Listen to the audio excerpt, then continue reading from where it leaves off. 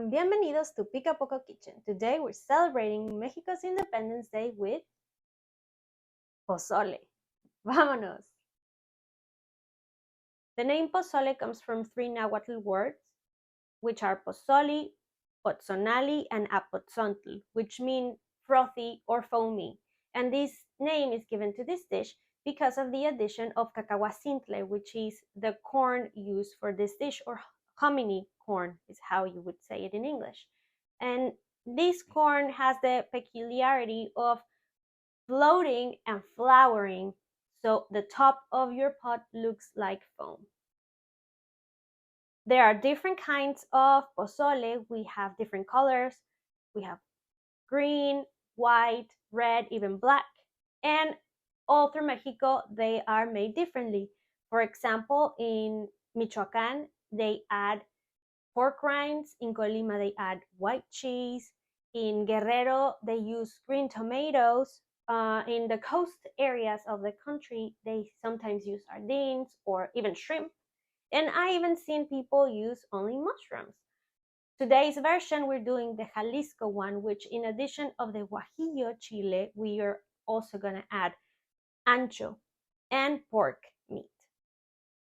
Pozole also has a gruesome story because of meats that were created in the conquista, during the conquista, where there was this thought of pozole being served with human meat.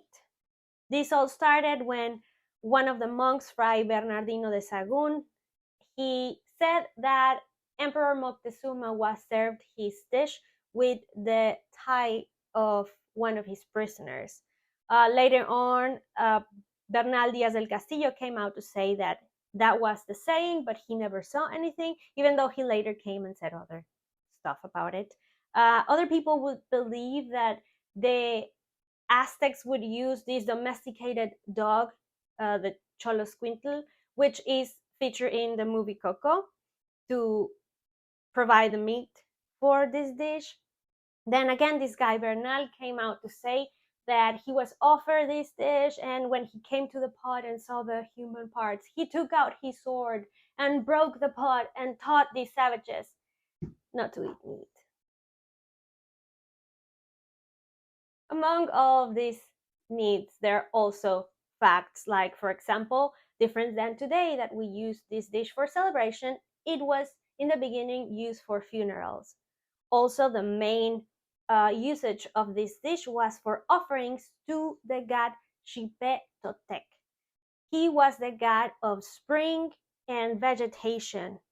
His story, or his whole myth, goes around the symbolism of life, death, and rebirth, which you can see how conveniently can be lost in translation when you have an evangelization project. In the end, history is written by the conquerors, not the conquered. What is certain is that pozole, just like many other Mexican dishes, was named by the UNESCO in 2010 Intangible Heritage of Humanity. So it is with pride and honor for me to pass on to you this recipe. So let's go. I'm gonna start by cooking my meat, since that's what's gonna take the longest. I have 6 pounds of pork shoulder bone in, cut in cubes, and covered in water. To that, I'm gonna add 4 bay leaves. I'm also gonna add a little bit of salt. It's better to add your salt in small increments. Taste every step and adjust to your liking. For extra flavor, I'm gonna add 1/4 of an onion and 2 garlic cloves. Cover it and take it to your stove. In medium heat, you're gonna cook for 1 hour and a half. You want to make sure that this meat is gonna end up tender. Since we already established that our meat is gonna take a while, we're gonna do everything else in the meantime. We're gonna start by the soul of this dish, which is the sauce. And for that, you're gonna need 6 Guajillo peppers, which you're gonna deseed and clean. Same goes for the 6 Ancho chiles, 1 small onion, 6 cloves of garlic, 1 teaspoon of salt, and 1 teaspoon of oregano. So let's go. Bring your clean and deseeded peppers into your stove with some water. Do not cover them. Idiot me did it for the purpose of the effect, which didn't turn out because I moved the pot and also I forgot about it, so I made a mess in the table. So bring them to a simmer, but do not cover them. Once your peppers have been rehydrated, let them cool down before adding them to your blender or food processor to avoid any accident. Don't toss away the water because we're gonna need a little bit to help the blender mash everything up.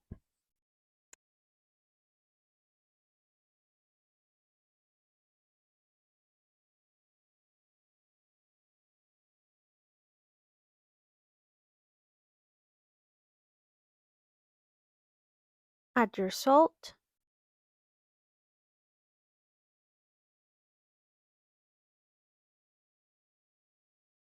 marjoram,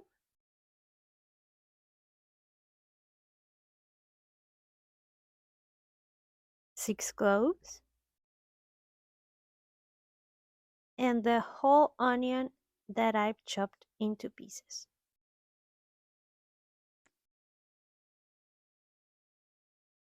And as I said before, we're gonna use some of the pepper water to help the blender.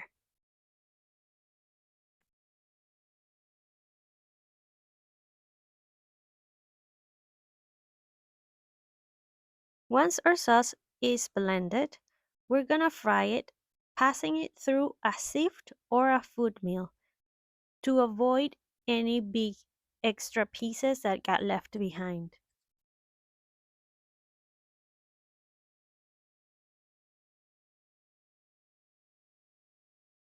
Nice and smooth, let your sauce simmer while mixing it from time to time.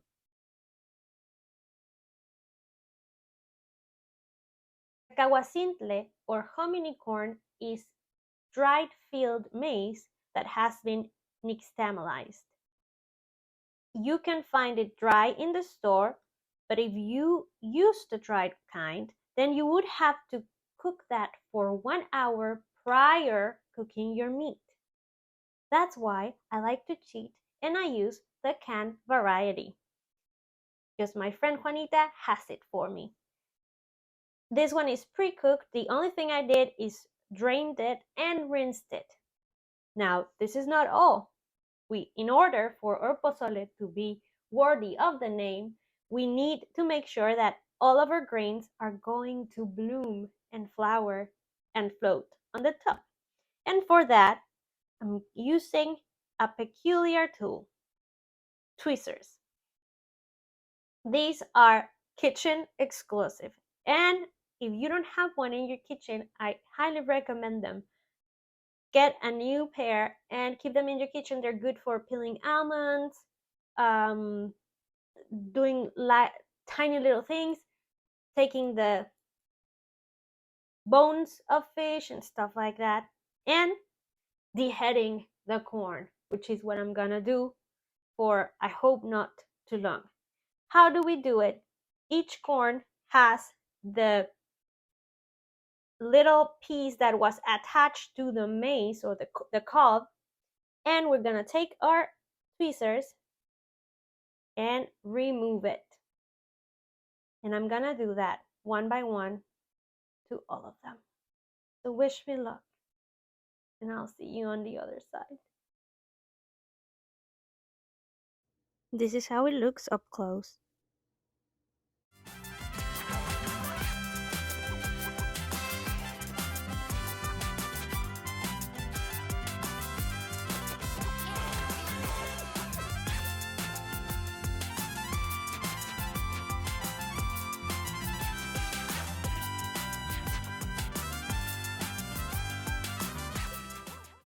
Alexa, play Juan Gabriel.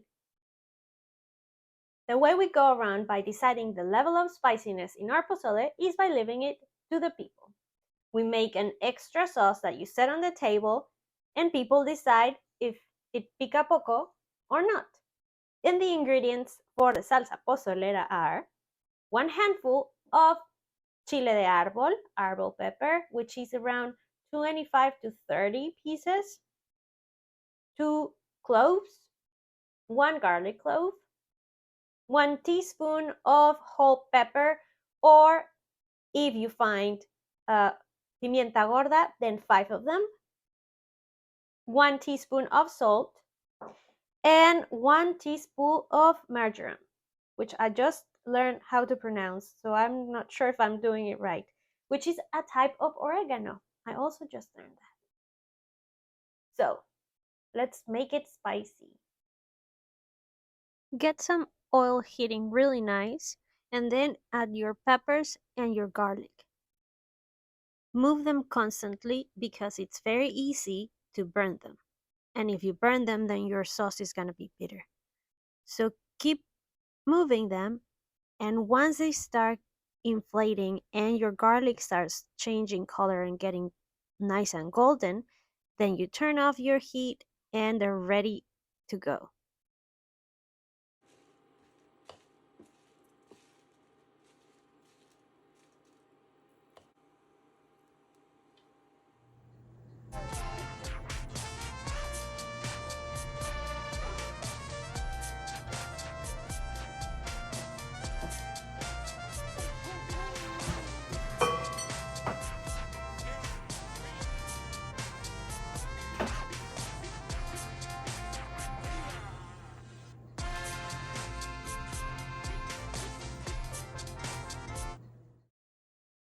To your blender, add the peppers, garlics, cloves, and black peppers with the remaining oil.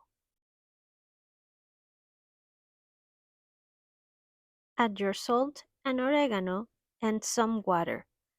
I accidentally added way too much water. It still worked though, but I would recommend you to use only 1/3 of water max. And to add some acidity, add 2 tablespoons of vinegar. Blend until it's nice and smooth, then you can put it in a jar and set it aside.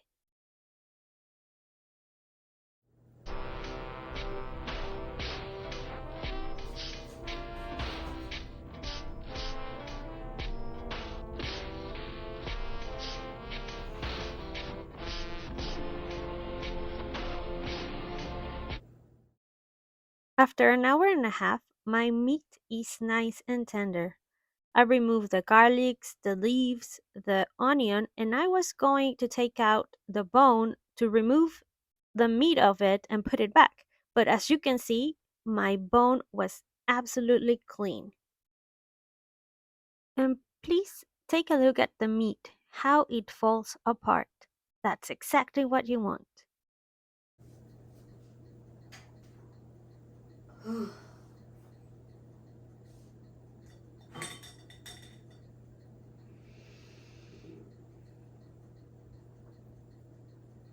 One,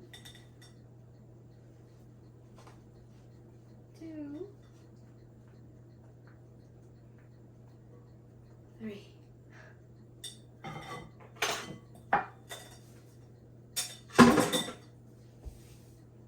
Oh.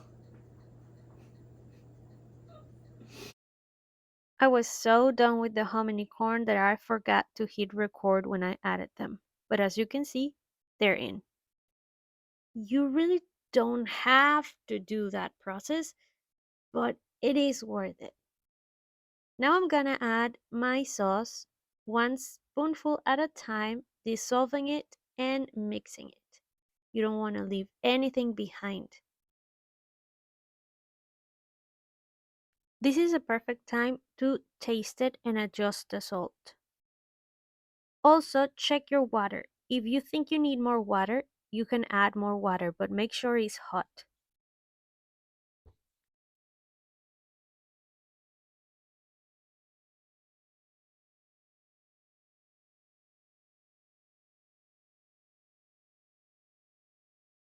Cover your pot and take it back to your stove. In medium heat, you're gonna bring it back to a boil. That would be around 1 more hour.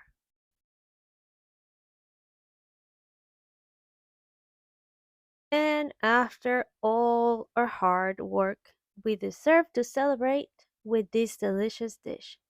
So serve your pozole in a deep bowl and dress it. Traditionally, it's served with some lettuce or cabbage, radishes, onion, and they say oregano helps with digestion. So I always include some in the table so people can add a little bit of it.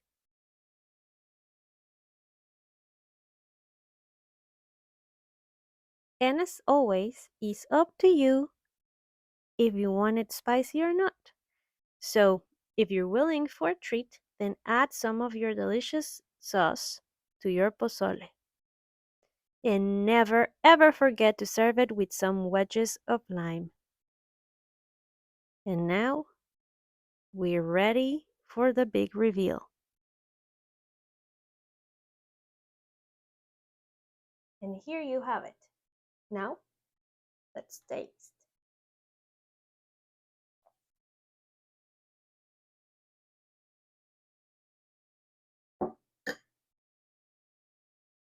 Mm, it truly brings you back.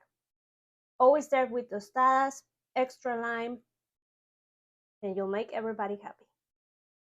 You're ready to celebrate Mexico's Independence Day now. Get your decorations going, get your hat going, even if you're not Mexican. Celebrate, make your pozole, share it with your friends. Just like this video, like, subscribe, and be notified. And for more, follow me on the socials. Adios, amigues. Oh, and by the way, Viva Mexico!